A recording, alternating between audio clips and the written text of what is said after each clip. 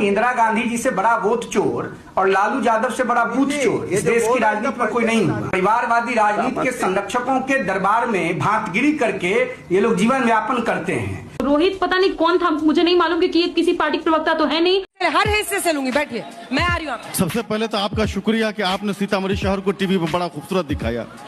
अच्छा लगा? अभी मजा आएगा ना भिड़ो। बिल्कुल अच्छा लगा। जल्दी से पूछ। आपने वर्षों वर्ष से न बनने वाले पुल को नहीं दिखाया, ये आपकी इसके लिए भी शुक्रिया। कैसी लगी? 3 दिन बीत चुके हैं।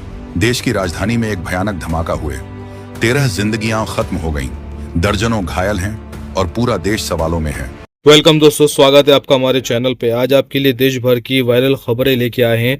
सबसे पहली खबर आपके सामने रखेंगे, बिहार में किसकी बहार है। बिहार विधानसभा चुनाव की मतगणना सुबह 8 बजे से शुरू हो गई है और माहौल काफी गर्मा गया है। पहले रुझान के मुताबिक एनडीए को बढ़त मिल रही है। चुनाव प्रचार के दौरान नीतीश कुमार और तेजस्वी यादव के बीच कड़ी टक्कर थी, लेकिन अभी एनडीए आगे दिख रहा है। बिहार की 243 सीटों के लिए वोटों की गिनती 46 जगहों पर हो रही है। एक तरफ नीतीश कुमार ने जीत का भरोसा जताया है, जबकि तेजस्वी यादव ने 18 नवंबर को शपथ लेने का दावा किया है। देखिए, दोपहर तक तस्वीर साफ हो जाएगी कि किसकी सरकार बनेगी। एग्जिट पोल में महिलाओं और ओबीसी का समर्थन एनडीए को मिलने की संभावना जताई गई है, लेकिन असली रिजल्ट ये तय करेगा कि सत्ता नीतीश के पास रहेगी या तेजस्वी बिहार का भविष्य बदलेंगे। आप बताइए इस पर अपनी राय। दूसरी तरफ ये खबर काफी वायरल है। आतंकी डॉक्टर उमर का घर आईईडी से उड़ाया गया।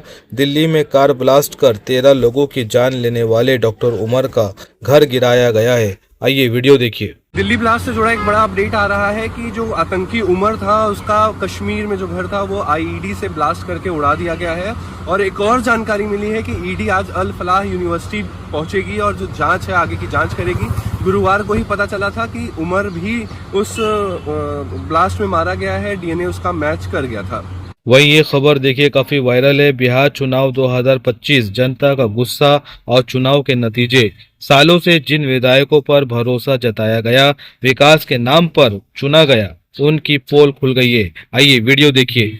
सालों से जनता ने जिन विधायकों पर भरोसा जताया, जिन नेताओं को विकास के नाम पर चुना, आखिर उनकी पोल बिहार विधानसभा चुनाव 2025 में खुल गई है। जनता उनके झूठे वादों से इतनी तंग आ गई है कि खुद पूछने लगी है, हमने आपको सड़क, शिक्षा और विकास के लिए चुना था, लेकिन पिछले 5 सालों में न सड़क का हाल बदला, न एजुकेशन सिस्टम सुधरा, न ही हेल्थ सेक्टर में कोई सुधार दिखा। बिजली, पानी, स्कूल सब जस का तस रहा। और नेताजी अब खुद 5 सालों में चुनाव जीतने के बाद इलाके में नजर तक नहीं आए।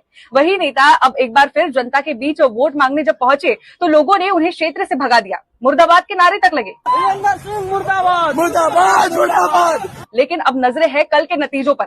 देखना होगा कि जिन विधायकों का जनता ने विरोध किया, क्या उन्हें फिर एक मौका मिलेगा या फिर बिहार की जनता बदलाव की उम्मीद में किसी नए चेहरे पर दाव लगाएगी। इन सारे सवालों के जवाब मिलेंगे कल, तो देखना मत भूलिएगा। वहीं दूसरी तरफ ये खबर काफी वायरल है। इंस्पेक्टर नरेंद्र शर्मा की बात हिंदू और मुसलमान करने वाले सभी लोगों को जरूर सुननी चाहिए। आइए वीडियो देखिए। होता है उसका कोई धर्म नहीं होता है, वो जो गलत आदमी होता है उसका धर्म नहीं होता है, वो हर एक धर्म में हो सकते हैं।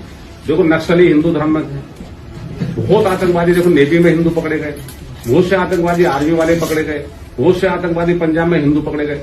आप ऐसा मत सोचो, ये सोच गलत है कि मुसलमान ही आतंकवादी होता है। वो हर एक धर्म में हो सकता है, लेकिन वो धर्म का आदमी नहीं। हमारे जो है आदर्श कुरान, हमारे आदर्श रामायण में कहीं नहीं लिख दिया इंसान को कष्ट पहुंचाना। जो आदमी इंसान को कष्ट पहुंचा रहा है, कल मेरे पास आज तक एक मुस्लिम या एक कोई भी धर्म का आदमी ला देना और एक आदमी ये कह दे अब तक की नौकरी में 34 साल की में कि साहब इंस्पेक्टर साहब ने धर्म के अनुसार वो पक्षपात करा है या हमारी रिपोर्ट नहीं लिखी गई, तो भाई साहब मैं नौकरी त्याग कर चले जाऊंगा।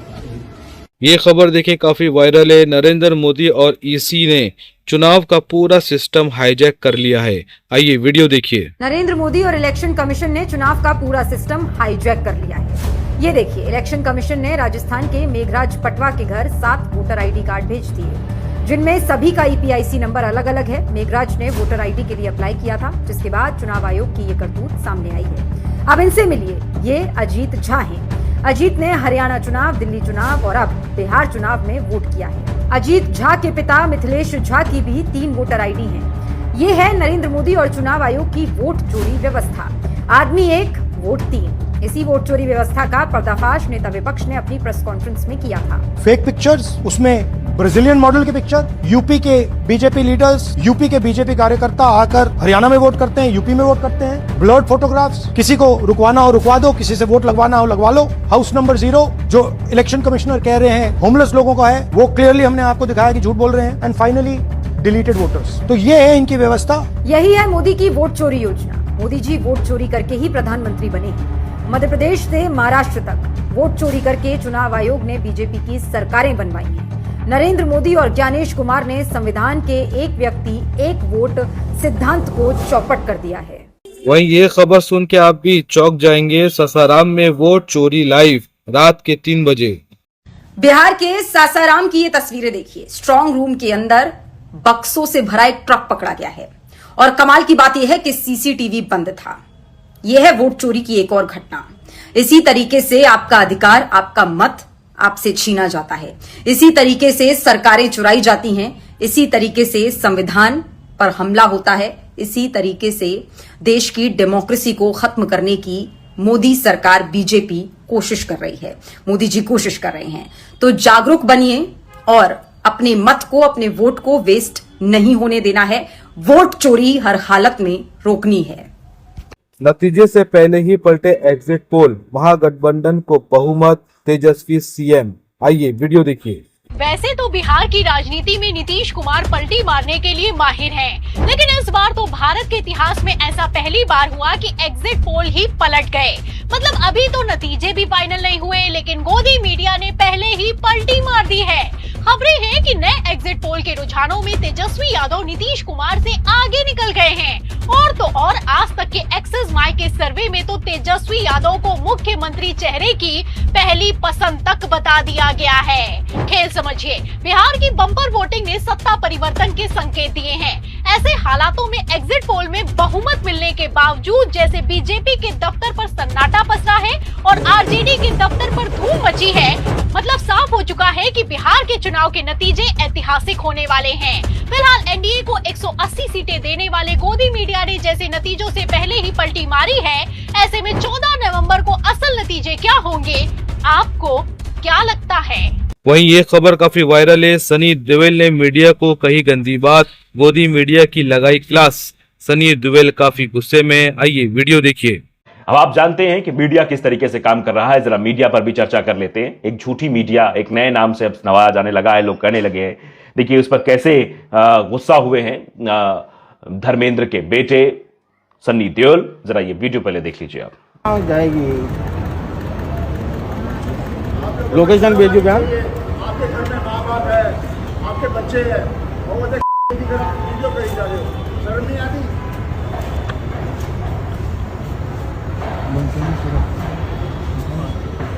देख रहे हैं आप सनी देओल का गुस्सा कि आपके घर में माँ बाप होंगे, और जिन शब्दों का इस्तेमाल किया है मैं कैमरे पर बोल भी नहीं सकता हूं। उन्होंने सीधे तौर पर कहा है कि ऐसे ही मत कीजिए आप लोग, शर्म नहीं आती आप लोगों को, इस तरीके से वीडियो बना रहे हो। ये देखिए किस तरीके से उन्होंने बोला है। लोग लिख भी रहे, संकेत उपाध्याय ने लिखा, संकेत उपाध्याय ने, कि आप लोगों को शर्म नहीं आती, आपके घर में माँ बाप बच्चे हैं और वो देखो कितना वीडियो बना रहे हो, शर्म नहीं आती। कुछ सुपर तेज टीवी चैनलों ने इनके पिता धर्मेंद्र को मृत घोषित कर दिया था, वो जिंदा हैं, तो इसीलिए गुस्सा है। ये मीडिया है, ये मीडिया जो आपको झूठ परोसती है किसी की मृत्यु को लेकर भी इस तरीके से जल्दबाजी दिखाना, मौत की खबर चला दी थी। खासकर अंजना ओम कश्यप ने, चित्रा त्रिपाठी ने जिस तरीके की खबर चलाई थी, उस पर कैसे जो है सनी देओल भड़क रहे हैं और ऐसे शब्दों का इस्तेमाल कर रहे हैं जो कैमरे पर बोला भी नहीं जा सकता है। आप अंदाजा लगा सकते हैं कितनी झूठी मीडिया है ये, किस तरीके से ये काम करती है। अब ये खबर देखिए, लोकतंत्र की हत्या के लिए नियम बदला गया, अब सबूत ही मौजूद नहीं है।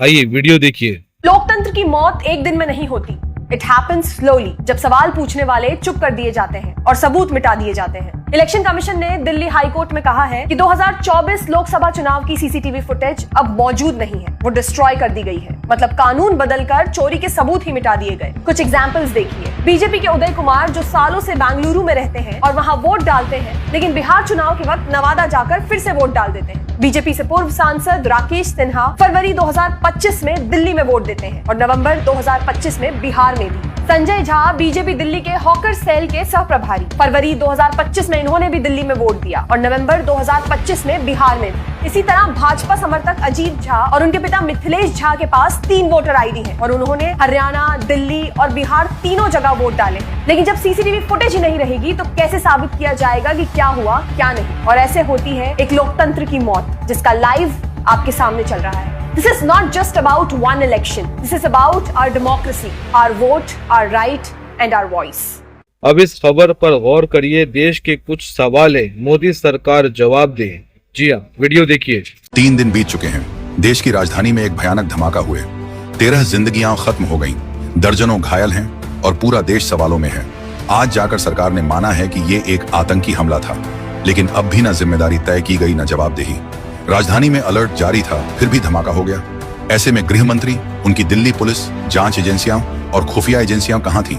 7 लोग कल्याण मार्ग से LNJP हॉस्पिटल पहुंचने में प्रधानमंत्री को 42 घंटे लग गए, क्योंकि रास्ता भूटान से वहां के राजा का बर्थडे मनाते हुए तय किया गया। सरकार चुप थी, मगर न्यूज चैनल लगातार बताते रहे कि सूत्रों के मुताबिक ये आतंकी हमला है, इसका कनेक्शन जैश-ए-मोहम्मद से है और ये एक पैनिक अटैक था। मगर आतंकी हमला, पैनिक अटैक कैसे हो सकता है? और सरकार को जवाब देना होगा कि आखिर इतनी बड़ी मात्रा में विस्फोटक दिल्ली कैसे पहुंचा?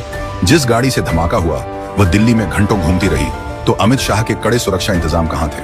पाकिस्तान का नाम मोदी सरकार क्यों नहीं ले रही, जबकि हिंदुस्तान में पाकिस्तान के बिना कोई आतंकी हमला हो भी सकता है? देश को अंधेरे में क्यों रखा जा रहा है? वहीं ये खबर काफी वायरल है। हिंदू मानिक बोला मुसलमान का नाम उछाला जा रहा है, मुस्लिम बदनाम किया जा रहा है। आइए वीडियो देखिए। अच्छा सर, मेरे को ये बताइए आपका नाम क्या होगा? मानिक। आपका नाम क्या होगा सर? मोहम्मद शारिक। सर, ये जो अभी ब्लास्ट हुआ, ये ब्लास्ट को आप किस नजर से देखते हैं? भाई देखो, इसमें ये जांच का विषय ये नहीं कह सकते हम किस नजरिए से देखेंगे, मगर मुझे ऐसा लगता है कि देखो कहीं ना कहीं मिलाकर इनका भी नाम कह सकते हैं कि भाई फेमस किए जा रहे हो। ऐसी बात नहीं है, मैं भी यही कहता हूँ कि इनका भाई देखो इस टाइम दौर ऐसा चल रहा है कि इनको भी ज्यादा उछाला जा रहा हो, मुसलमान को इसमें उछाला जा रहा हो। मैं भी ये कहता हूँ भाई, मैं बिल्कुल फैक्ट कहता हूँ कि भाई इस टाइम नोक पे है मुसलमान, नोक पे है भाई साहब, 100 की नोक पे मुसलमान को बदनाम किया जा रहा है। ठीक है, 2014 से पहले नहीं था, अब इतना हो रहा है बीजेपी आने से। लेकिन हो सकता है भाई ये पाकिस्तान का इतना बड़ा हाथ हो कि यहाँ पे ऐसा दंगा हो, ये हो वो हो। लेकिन भाई देखो, हम तो एक ही को टारगेट करेंगे, जो हमारे विरोधी है वो पाकिस्तान है, हम तो उसी को करेंगे। अभी यहाँ के कौन है क्या है वो तो जांच का विषय है ना भाई, मैं तो कर नहीं सकता।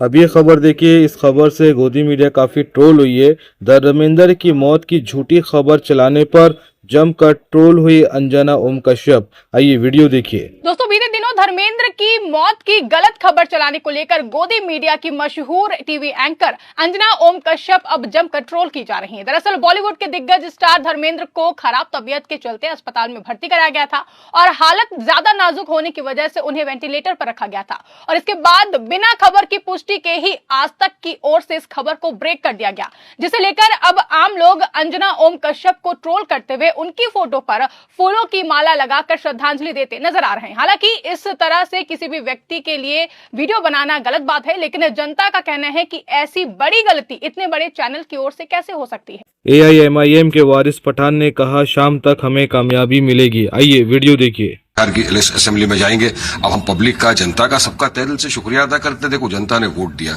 हमने सबने मेहनत की, जनता ने मोहब्बत से, दुआओं से नवाजा, वोटों से नवाजा और काफी बड़ी तादाद में वोटिंग भी हुई है।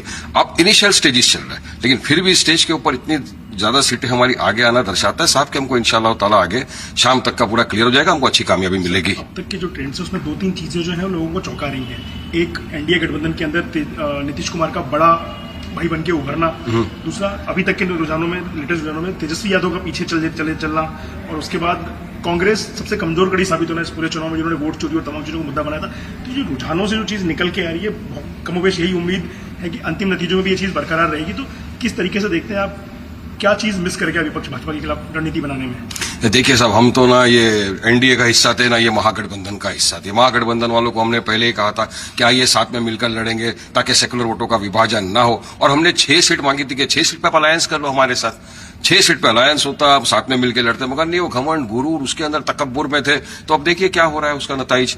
हम तो लड़ रहे हैं और हम तो माशाल्लाह काफी जगह के ऊपर सीमांचल में हम तो आगे जा रहे हैं। अब जो भी फैसला होगा जनता का तो सबको स्वीकार करना पड़ेगा। अब किसकी सरकार बनती है किसकी नहीं बनती है तो शाम तक पता चल जाएगा। लेकिन जो रुझानों की आप बात करें, रुझानों के हिसाब से मैं बता रहा हूं कि जहां तक हमारा सवाल है, हमारा परफॉर्मेंस अब तक तो काफी अच्छा चल रहा है, 2-3 सीटों के ऊपर आगे चल रहा है। और बाकी जो महागठबंधन का होना है, जो एनडीए का होना है, ये तो अभी शाम तक फैसला हो जाएगा। मगर हमको यकीन है और हम तो शुक्रिया अदा करते हैं जनता का दिल से, जिन्होंने हमको मोहब्बत से नवाजा, वोटों से नवाजा। शुक्रिया, जनता का फैसला, जनता जनार्दन है। काउंटिंग के 8वें राउंड में राघवपुर से तेजस्वी यादव 286 वोटों से आगे। आइए वीडियो देखिए। इस पर भी चर्चा करेंगे। एक और बड़ी खबर इस बीच सामने आ रही है। बिहार काउंटिंग को लेकर तेजस्वी यादव आगे हो गए हैं। बड़ी जानकारी इस वक्त आप तक पहुंचा रहे हैं। तेजस्वी यादव इस वक्त आगे चल रहे हैं, 286 वोटों से तेजस्वी यादव आगे हो गए हैं। ये ग्राफ लगातार घटता और बढ़ता नजर आ रहा है। कुछ वक्त के लिए तेजस्वी यादव पीछे हुए थे राघोपुर से, जिसके बाद टेंशन उनकी बढ़ गई थी, लेकिन एक बार फिर अब तेजस्वी यादव आगे हो गए। इस वक्त की जानकारी आप तक पहुंचा रहे हैं। बिल्कुल, तेजस्वी यादव आगे तो चल रहे हैं, लेकिन कहा जा सकता है कि बहुत बड़ा आंकड़ा नहीं है, बहुत ज्यादा फर्क नहीं है, अभी भी तब्दीली हो सकती है यहाँ। और अब सीधे न्यूज रूम में चलते हैं। हमारी साथी सहबा इस वक्त जुड़ चुकी है वहां से। सहबा, अभी क्या कुछ रुझानों में देखने को मिल रहा है, क्या इनपुट्स आपके पास से मिल पा रहे हैं? बिल्कुल ज़ाहिरा, आपको बताते चले लगातार रुझान यहाँ पर तेजी से आगे बढ़ रहे हैं। और अभी हाल ही में अपडेट आपने बताई, जो राघोपुर बहुत अहम सीट है, हाई प्रोफाइल सीट है, तेजस्वी यादव यहाँ से मैदान में है। वो अभी कुछ देर पहले तक पीछे चल रहे थे। एक मायूसी उनके जो चाहने वाले हैं और जो उनके हिमायती हैं उनके चेहरों पर देखने को मिल रही थी, लेकिन एक बार फिर से उन्होंने यहाँ पर बढ़त बनाई है और कुछ ही वोटों से अब वो आगे चलते हुए नजर आ रहे हैं। लेकिन देखना बेहद दिलचस्प होगा, अहम होगा कि अब वो बढ़त की तरफ आगे बढ़ेंगे या फिर से एक डिक्लाइन देखने को मिलेगा। और बहुत अहम यहाँ पर हो रहा है, ज़ाहिरा और इरम दोनों आप लगातार बने हुए हैं। जिस तरह से हम देख रहे हैं कि चुनावों में जो जमीनी सतह पर कई सारी चीजों का जिक्र किया गया, जो मुद्दे उठाए गए, वो यहाँ पर आकलन करना उनका बहुत जरूरी हो जाता है कि कौन से मुद्दों को ज्यादा फोकस देते हुए एनडीए गठबंधन नजर आया। अब इस खबर को देख लिए। जेएमआई और एएमयू पर बरसाव बम, नरसिंहा आनंद का फिर से गंदा बयान। आइए वीडियो देखिए। दिल्ली के लाल किले के पास हुई कार ब्लास्ट का मुख्य आरोपी डॉक्टर उमर नबी का फरीदाबाद की अल-फलाह यूनिवर्सिटी से प्रोफेशनल संबंध था। हालांकि यूनिवर्सिटी ने वाजे कर दिया कि आरोपी का उनसे इस मामले में कोई और संबंध नहीं था। इस घटना के बाद कट्टरपंथी धर्मगुरु यति नरसिंहानंद ने एक विवादित बयान दे दिया। उन्होंने सरकार से मांग की कि जामिया मिलिया इस्लामिया, अलीगढ़ मुस्लिम यूनिवर्सिटी यानी एएमयू और दारुल उलूम देवबंद जैसे मुस्लिम पहचान वाले तमाम तालीमी इदारों को टैंक से उड़ा दिया जाए। उन्होंने मुस्लिम समाज और माइनॉरिटी एजुकेशनल इंस्टीट्यूशंस को आतंकवादियों का अड्डा तक करार दे दिया। हिंदू समाज को उकसाया और कहा कि अगर अपने बच्चों की सुरक्षा चाहिए तो इन संस्थानों पर सेना भेज देनी चाहिए। मशहूर अदाकारा और बीजेपी सांसद कंगना रनौत की मुश्किल एक बार फिर बढ़ गई है। आगरा की एमपी एमएलए अदालत ने किसानों की तौहीन और राष्ट्रद्रोह के इल्जाम में उनके खिलाफ केस चलाने का हुक्म दिया है। दरअसल ये वही मामला है जिसे पहले अदालत ने खारिज कर दिया था, लेकिन डिवीजन दरखास्त पर दोबारा समाअत हुई और अदालत ने अब उस फैसले को पलटते हुए मुकदमे को बहाल कर दिया है। इस केस में इल्जाम है कि कंगना ने सोशल मीडिया पर बयान देकर किसानों की तौहीन की थी। अदालत के ताजा हुक्म के बाद अब उनके खिलाफ कार्रवाई दोबारा शुरू होगी। डिवीजन में करीब 6-7 बजे सुनवाई के बाद में आज स्पेशल जज एमपी एमएलए लोकेश कुमार ने ये आदेश किया है और मेरा रिवीजन स्वीकार किया है। 6 मई 2025 को जो लोअर कोर्ट ने मेरा बात खारिज किया था वो निरस्त कर दिया है और पुनः सुनवाई के लिए प्रस्तावना वहां भेज दी है। 29 नवंबर को उसमें सुनवाई होगी और कंगना को आदेश तलब करने के आदेश पारित किए जाएंगे।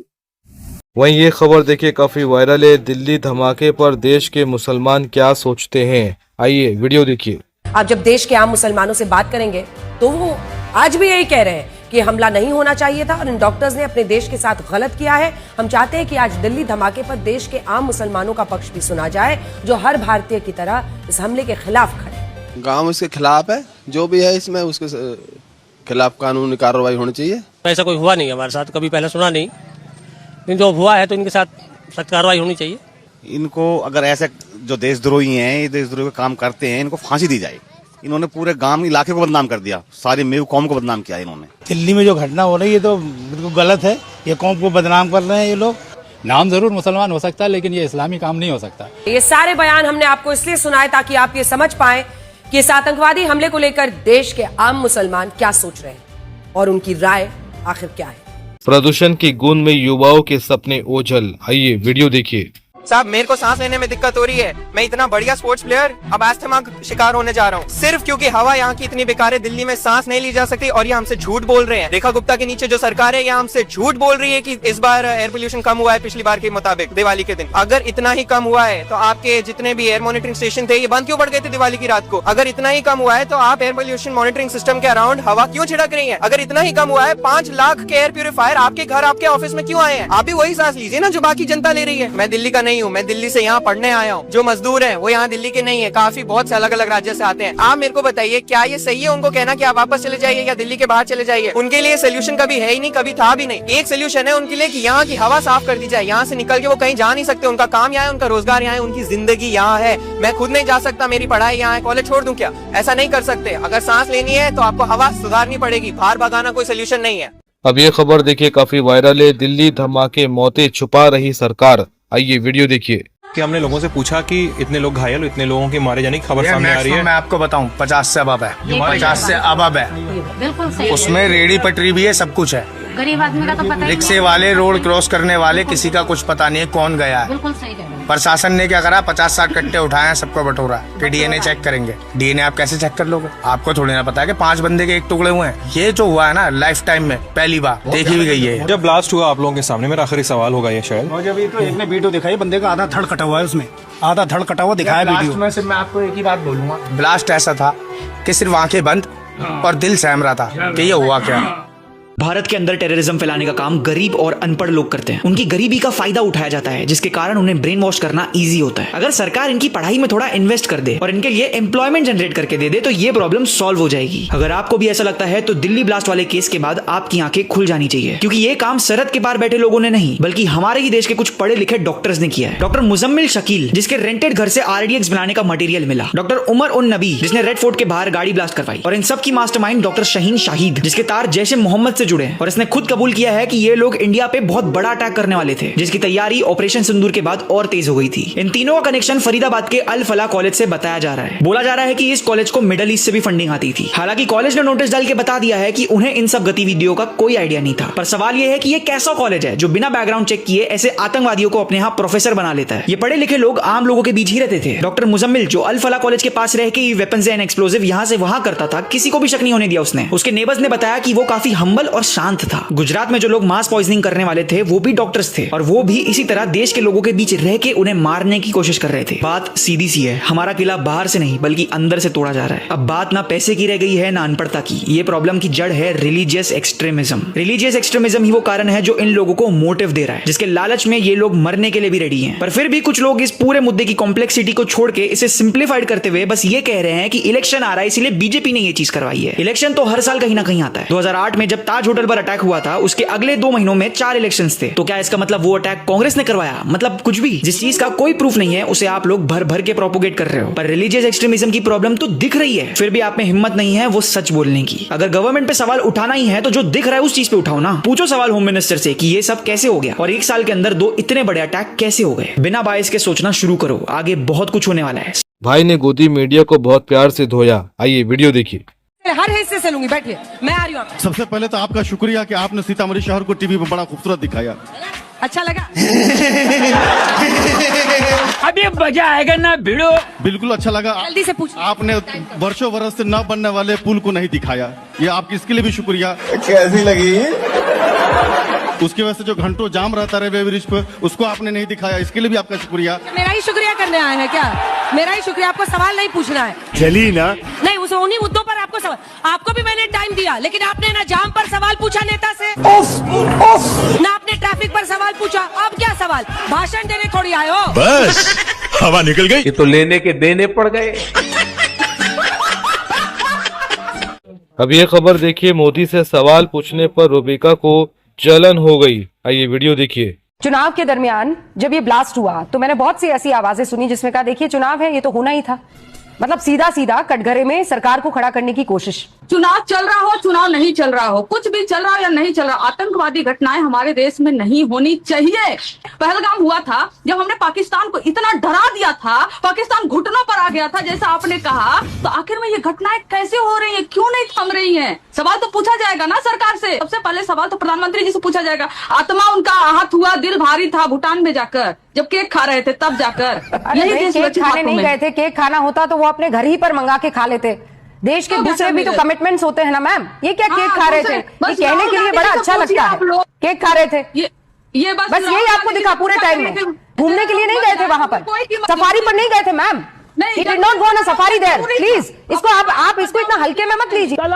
प्रियंका भारती वर्सेस चित्रा त्रिपाठी। आइए, बड़ा ही इंटरेस्टिंग वीडियो है, देखिए। इंदिरा गांधी जी से बड़ा वोट चोर और लालू यादव से बड़ा बूथ चोर इस देश की राजनीति में कोई नहीं। परिवारवादी राजनीति के संरक्षकों के दरबार में भांतगिरी करके ये लोग जीवन यापन करते हैं। रोहित पता नहीं कौन था, मुझे नहीं मालूम कि ये किसी पार्टी के प्रवक्ता तो है नहीं। और आकर के जो परिवार के भीतर के ऊपर अनर्गल खिलाफ करते हैं, ये जानवर है, ये खूंटे से बांधे जाने चाहिए। जी गाली देने के लिए, हमें गाली दिलवाने के लिए आपने उसको बिठाया। ठीक है, गाली देने का काम आप भी करती हैं। अगर इस तरह से चैनल पर आरोप लगाएंगी। नीरज जी सीधे आपके पास आते थे, नीरज जी सीधे आपके पास आते थे। आपको भी गाली पड़ी तो वो किसी भी महिला का रेट लगाते हैं। प्रियंका जी, आपको भी गाली पड़ी, हमें भी गाली पड़ी, सबको गाली देते प्रधानमंत्री, और कोई नहीं देता है गाली इस देश में, वही देते हैं। अगर आप दूसरों को बोलने की इजाजत है तो बोलिए कि मैं चली जाऊं, वरना आप ही बोल लीजिए। चाहिए बस उस रोहित जो लकड़बग्घा है उससे सबको बचाइए। I'm half Sagittarius and half Capricorn. If that's like you're a something. cusp. I'm a cusp. Okay. Yeah. So I like adventure and freedom, but I like to structure that adventure and freedom, which means you'll always see me in something that's half structured and half flowy. Curated chaos.